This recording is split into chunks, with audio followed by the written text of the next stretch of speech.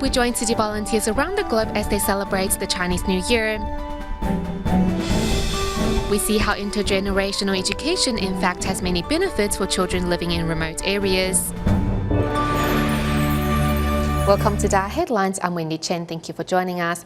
First up, to welcome the Lunar New Year in the United States, the Las Vegas Tzu Chi Academy and the Tzu Chi U.S. headquarters organized various events to mark the Chinese New Year. But first, we go to Tainan, Taiwan, where Tzu Chi volunteers and DaAi kindergarten students extended their New Year's blessings to Master Zhen Yan through a video conference call, and to Hualien, where Tzu Chi volunteers worldwide returned to their spiritual homeland to spend a peaceful New Year's holiday at the Jinsi abode. Tzu Chi volunteers from across the globe return to their spiritual homeland, Hualien, to celebrate the Chinese New Year. Tzu Chi volunteers from all corners of the world have returned home. Today, I'm here to help them feel the warmth and love of the Tzu Chi family. 非常的温馨。 Members of the public also arrived at the Jinsi abode, with volunteers mobilized to greet them with various activities. During the New Year's holidays, many visitors come here, so we give them these gifts in order to create good affinities. I feel blessed. This is fantastic. Meanwhile, Tima Dr. Zheng Dunren seizes the chance to provide medical care for his fellow volunteers. At the Jinsi abode, I feel like I have returned to my second home. In the last few years, whenever I have returned to Taiwan, I only visited my parents and some relatives before going back to the States. However, this year, I met these Tzu Chi volunteers, and it makes me happy. To accommodate the up to 1,000 volunteers at the Jinsi abode, volunteers decided to set up foldable beds, which are often used in disaster areas. 就是可以稍微体验一下，说灾民他们是睡的那个是感觉怎么样？ Foldable beds are easy to set up and use. They don't occupy too much space. The New Year reunion in Hualien gives Tzu Chi volunteers more strength to carry on their work in the year to come.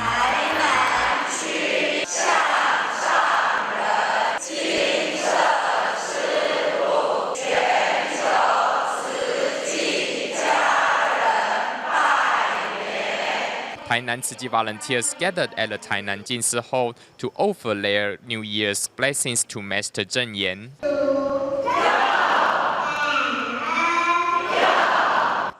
DaAi kindergarten students also prepare some fancy props to celebrate the occasion and extend their New Year's greetings to Master Zhen Yan.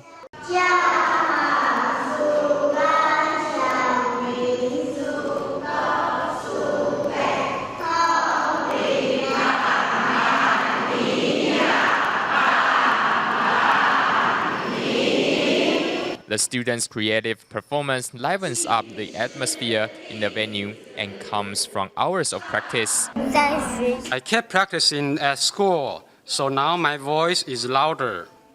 Volunteers seize the chance to express their thanks to the master. With Master Zhen Yan's blessing, I hope my son will get better. 71-year-old volunteer Lin Jinzi and her Yeo son are here to extend their New Year's greetings and join other volunteers in praying for a year of peace and prosperity. Meanwhile, in the United States, volunteers of the Tzu Chi U.S. headquarters in St. Dimas joined in the blessing ceremony to chant sutras to spread their blessings to the world. Later, everyone starts using their smartphones to check the e-bamboo coin bank, which is a free app developed by the Tzu Chi U.S. headquarters. We have learned how popular and influential smartphone technology can be. That's why we decided to develop this e-bamboo coin bank app. Through a video conference call, the U.S. volunteers extend their heartfelt greetings to Master Zhen Yan and hope that Tzu Chi's seeds of kindness will flourish around the world.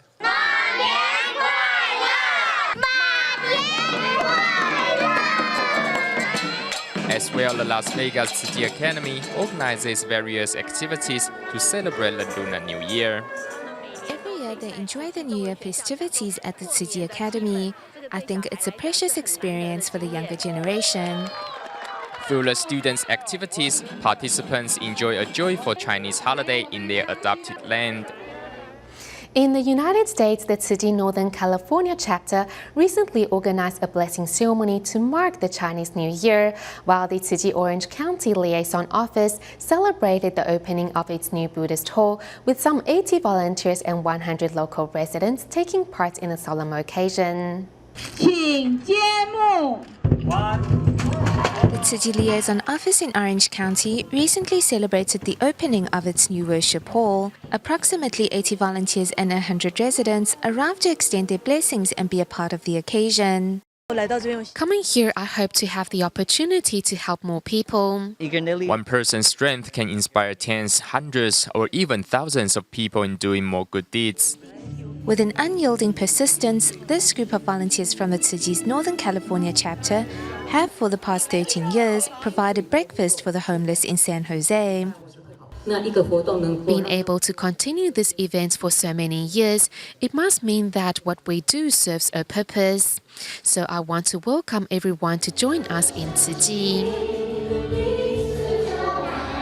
The measure of true wealth is the good that one does in this world, with such love sure to spread to all dark corners of the world. Also celebrating the Chinese New Year are the Tzu Chi academies in different areas of the United States and Canada, who organize activities to help students learn something of the Chinese culture and also experience the Lunar New Year festivities, while those at the Tzu Chi Cupertino Academy put on a charity sale to collect money to help Typhoon Haiyan survivors in the Philippines. Here in Northern California, a lively lion dance marks the opening of a New Year's charity sale held at the Tzu Chi Cupertino Academy. All proceeds will go to help Typhoon Haiyan survivors in the Philippines. Students young and old put on a variety of performances, including martial arts, singing and sign language shows. I hope that through every new learning experience, these students will learn with a heart of joy. I also hope that in the process, they will come to understand that what they do can help others in need. Parents also put their creativity to the test by cooking up different vegetarian dishes to sell at the event. In Canada, students of the Richmond Tzu Chi Academy are also celebrating the Chinese New Year. A variety of New Year's dishes are on display to help students learn more about the Chinese culture. At the entrance welcoming their guests is a dragon dance and an ancient god. Though it is really hot and I am sweating from the dance, having had the opportunity to come, I really feel the festivity of the Lunar New Year and shared in everyone's joy and happiness. The school also offers different traditional games for the new year.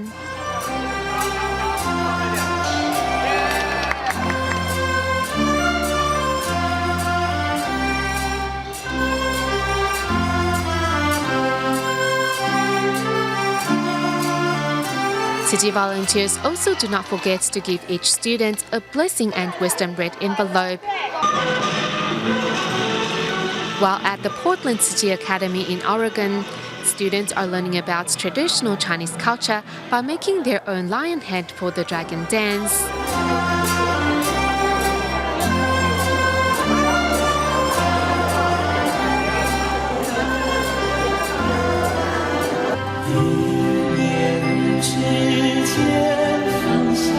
Meanwhile, in New Jersey, a sign language performance deeply moved audience members, including one who is from a different faith. Everyone is so sincere. I'm deeply moved. I really can't express what I feel right now. In the future, if anyone needs help, I will do my best to give what I can. Tzu Chi's year-end blessing ceremonies once again inspired the compassion in many, and these seeds of goodness will no doubt blossom beautifully one day. In our next report, we stay in the United States, where Los Angeles Tzu Chi volunteers brought the festive atmosphere of the Lunar New Year to those shopping at their local Whole Foods market. But first, we go to New York, where Tzu Chi volunteers held a year-end blessing ceremony to express their thanks to those that have supported the Buddhist NGO over the past year. Despite the cold weather and snow, New York Tzu Chi volunteers are ready to begin their day by setting up the venue for Tzu Chi's year-end blessing ceremony. The volunteers hope to use this chance to express their thanks to those that have supported the Buddhist NGO over the past year, while recruiting new bodhisattvas to join their ranks. I can never repay the love that I have received from Tzu Chi. This is Tzu Chi Care recipient Ms. Zhang, who is a terminal cancer patient. Thanks to Tzu Chi, Zhang says she will never give up the fight against her illness. For 3 years, I was in the hospital, and Tzu Chi volunteers were there when I needed help the most. I need to learn to be grateful. Tzu Chi volunteers' selfless dedication has also touched the heart of one devoted Catholic. I've heard from a lot of my clients. They told me that one of the first groups that they saw, like right after the hurricane hit, they call them the Buddhists. That's how they refer to them. And everyone on the most devastated areas are all very grateful for all the help. Meanwhile, in Los Angeles, to bring the festive atmosphere of the Lunar New Year to those from different race and faith, Tzu Chi volunteers decided to hold a celebration at the local Whole Foods market. On behalf of myself and Whole Foods, I'd just like to welcome Tzu Chi to the store, and then just thank you for this great performance. Taking part in the Lunar New Year performance as the Big Head Buddha is a local volunteer. Ladies and gentlemen. Despite the differences in race and faith, thanks to Tzu Chi, everyone has come together to celebrate the Lunar New Year like one big family. Next month marks the 3rd anniversary of the 3/11 earthquake and tsunami in Japan. Following the disaster come each new year, Tzu Chi volunteers have visited local residents in Miyagi Prefecture's Higashi-Matsushima to extend their well wishes and blessings. Recently, Tokyo Tzu Chi volunteers hosted another 2 New Year blessing ceremonies there to continue this cycle of love. This is the 3rd consecutive year Tzu Chi volunteers have organized a New Year's blessing ceremony in Miyagi Prefecture's Higashi-Matsushima. Despite the 7-hour journey by car, volunteers say they are not tired at all and will continue to uphold their promise to Higashi-Matsushima's residents in the years to come. Although it is almost 3 years since the 3/11 earthquake and tsunami, currently thousands of local residents are still residing in prefabricated housing. Volunteers have continued to regularly visit these disaster survivors, and the bonds of friendship forged during that time has remained strong. To the brothers and sisters of the Taiwan Buddhist Tzu Chi Foundation, the support you have shown us has included spiritual and material assistance. I would like to extend my deepest gratitude on behalf of the city's mayor to all of you. From recipient to giver, 70-year-old Tsukahara is now reciprocating Tzu Chi's kindness. Over the past year, he managed to canvass some 10 coin banks to help the less fortunate. And this year, he put on the Tzu Chi uniform and joined the ranks of volunteers. 2 hours after the earthquake, Tzu Chi Foundation decided to aid Japan. A command center was also set up at their headquarters in Hualien, Taiwan.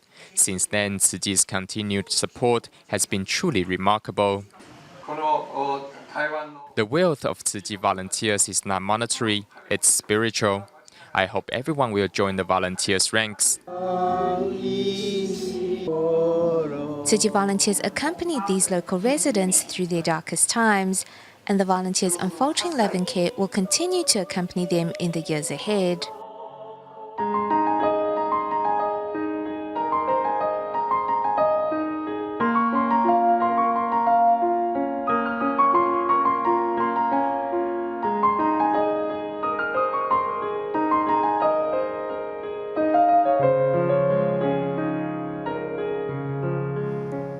This year, Monday, February 4th, is Li Chun, which is the first of the 24 solar terms of the Chinese calendar. Signaling the arrival of spring, Li Chun is an incredibly important day for farmers who traditionally start to transplant rice seedlings and sow their fields on this day. Here's more.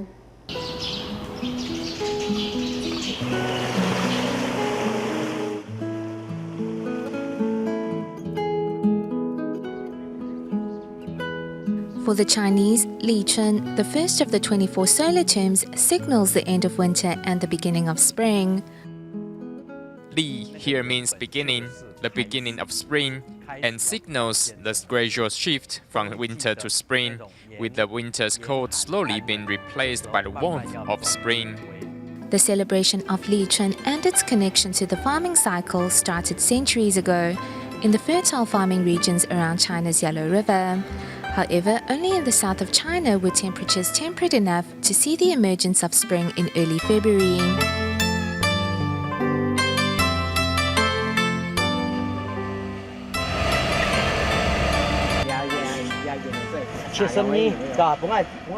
In the Book of Rites, it tells of how every year, on the day of Li Chun, the emperor led all the organs of his government to the eastern outskirts of the capital to pray and offer sacrifices.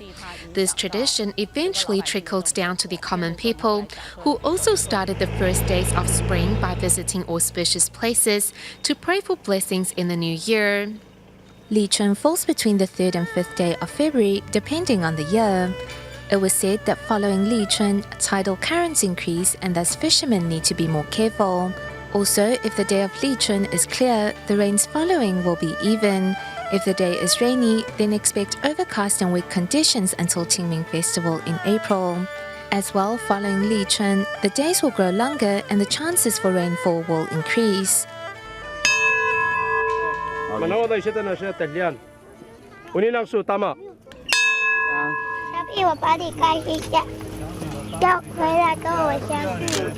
Li Chun for Taiwan's indigenous tribes is also a time for the planting of millet. There is no water in the mountains, but through dew and fog, the millet will receive sufficient water to sprout. Without water, the millet will not sprout. Planting millets now, it will grow big quickly and happily.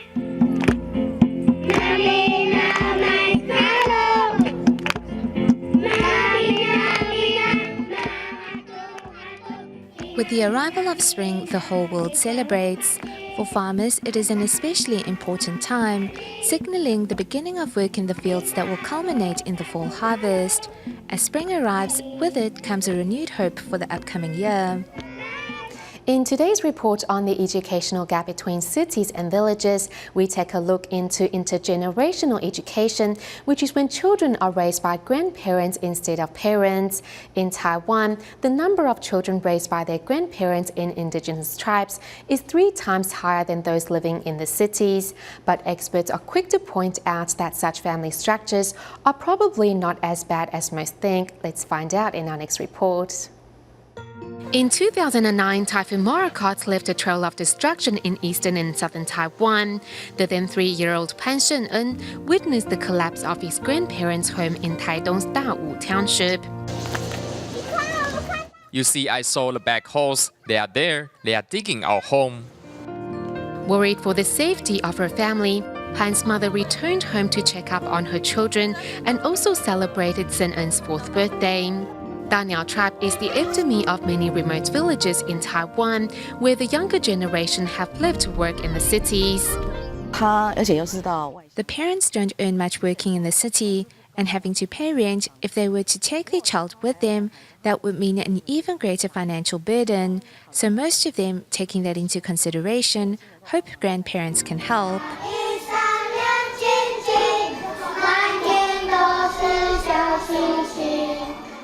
Four years following the typhoon, Sheng-en is now a 2nd grader. After school, the boy walks back to his home built after the calamity.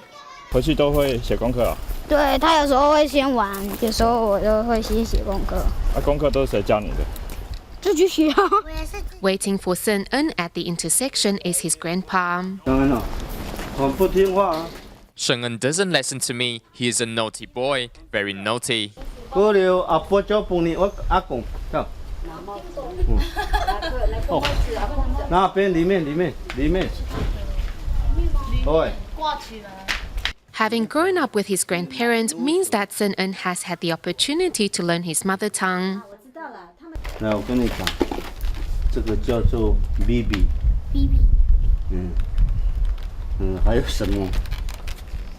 钓竿是那个 banadi。As Sen-Eun's grandma is no longer able to help him with his homework, his mom decided to move back home 2 years ago. I don't understand the children's homework nowadays. It is really difficult. When Sen-Eun asks me, I will tell him this is not how my homework used to look like. I will write in his contact book to say that I can't help him. Though unable to help him with his homework, his grandma holds a special place in Sen-Eun's heart. He is afraid to break his grandma's heart. I don't know why. I will tell him grandma would be upset if he does that, then he listens to me. The years spent growing up with grandparents are full of unforgettable childhood memories for many. For indigenous scholar Zhou Huiming, this is exactly the case. 我们在谈隔代教养的时候，我们大概都从比较是负面的角度。When speaking of intergenerational education, most have negative impressions towards such a family structure. However, to me, the time I spent with my grandparents was wonderful. Besides learning my mother tongue, I was also surrounded by their selfless love. Though intergenerational education offers more advantage than commonly thought, the gap between rural areas and cities is still an issue that needs attention and solutions. In Taiwan's Kaohsiung, team of doctors and their family members went to the local Jingsi Hall to experience Tzu Chi's tea ceremony. There, the doctor seized the opportunity to exchange ideas with Tzu Chi volunteers and learn more about the Buddhist NGO's philosophy. Here at the Kaohsiung Jinsi Hall, TIMA members are taking part in a Tzu Chi tea ceremony. Among them is Dr. Chen Kai-hong, who learns more of Tzu Chi's philosophy through its tea culture.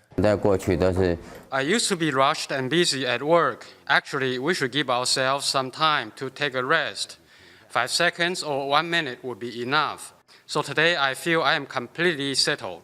With a peaceful state of mind, everyone can do their work better. Dr. Chen's wife also shares the same experience.